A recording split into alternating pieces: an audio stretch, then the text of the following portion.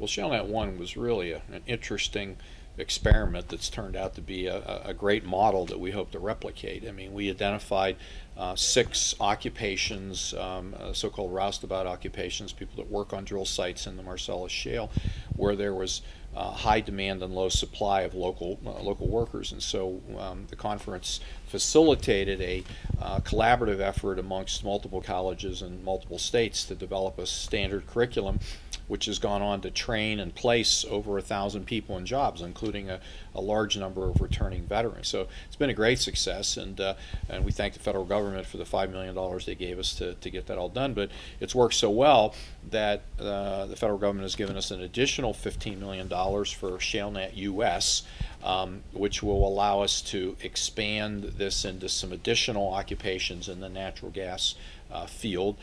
There's some key entities involved. I mean, Navarro Community College in Texas is now an active partner. Stark State College in North Canton, the Pennsylvania College of Technology, of course, in Williamsport, and Westmoreland County Community College are kind of the 4 anchors. But there's plenty of other institutions that are teaching this. So we've got a model now for how to go about doing integrated with business career and technical education. Okay, well, the advantage to teaming the 4 institutions under the ShaleNET US banner provides us a real opportunity to build on each other's strengths.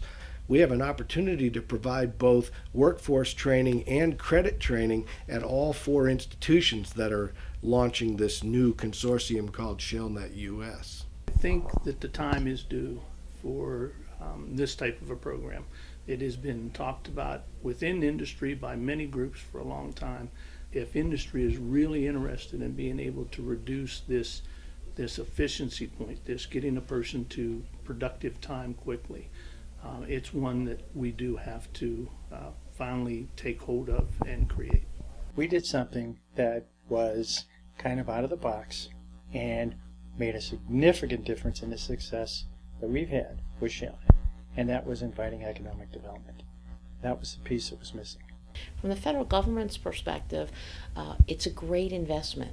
It means that instead of using policies from long ago, long-standing past policies, in terms of creating, islands of excellence, we instead create these fabulous partnerships that end up being the key to sustainability after discrete funding is ended.